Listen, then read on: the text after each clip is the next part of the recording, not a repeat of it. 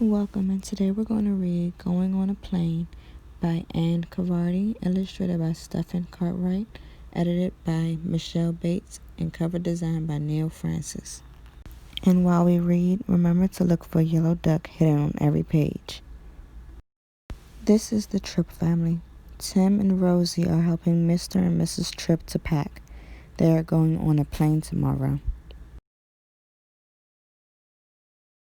They set off for the airport. Grandpa Tripp takes them in his car.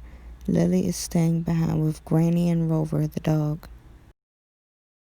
Mr. Tripp unloads the bags. One of them topples over. It is Rosie's. She collects her things. Sorry, says Mr. Tripp.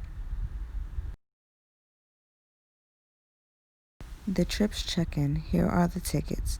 Mrs. Tripp says to the lady at the check-in counter. Another lady weighs their luggage.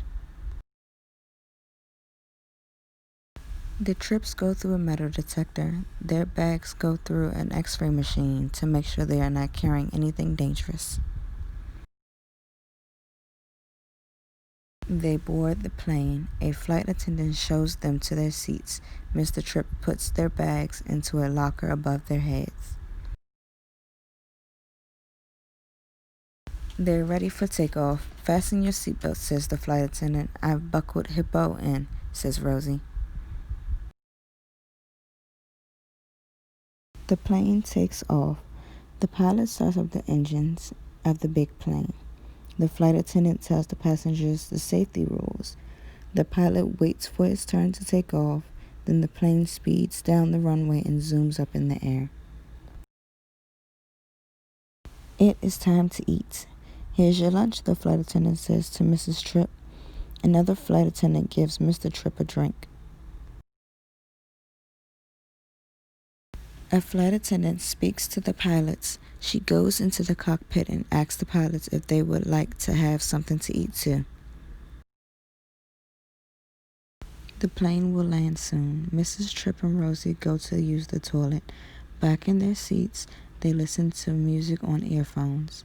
Tim looks out of the window. We're coming down, he shouts. Soon the plane lands safely on the runway.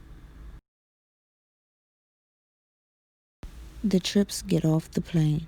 They walk down the stairs to the bus that will take them to the airport building. Catch my hat, cries Mr. Tripp.